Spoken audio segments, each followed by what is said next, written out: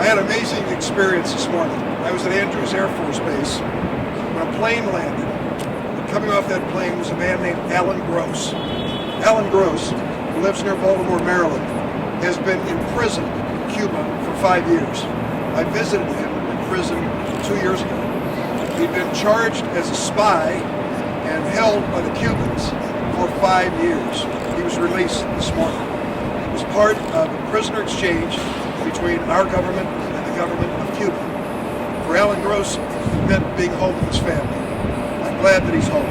He was never a spy.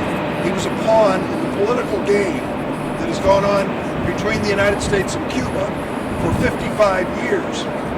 At noon today, the President of the United States held a press conference and announced that we're moving in a new direction in our relationship with Cuba. That move is long overdue. For 55 years, the policy of the United States has been to impose an embargo on Cuba and to exclude Cuba and try to isolate them in the hopes that we would depose the Castro regime and end communism on that island 90 miles away from our shore. It didn't work. The Castro brothers are still in control. Communism still is dominant on that island of Cuba. It is time for a new policy. And the policy that the President announced, I think, is the right policy. The reason I think it's the right policy is we've seen it work.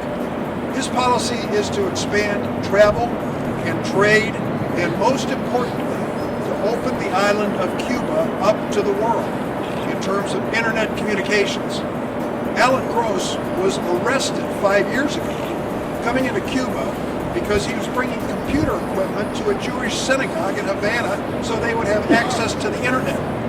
The Castro regime said that was activity that was illegal and unlawful.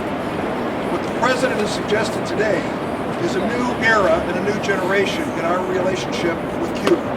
I support it. I think we need to move forward in this direction.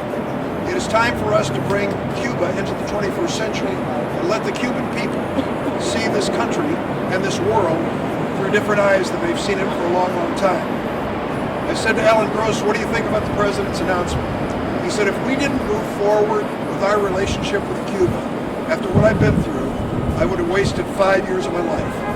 But if at the end of 5 years we can have a better relationship with the Cuban people, then frankly we've achieved a lot. I support what President Obama suggested today.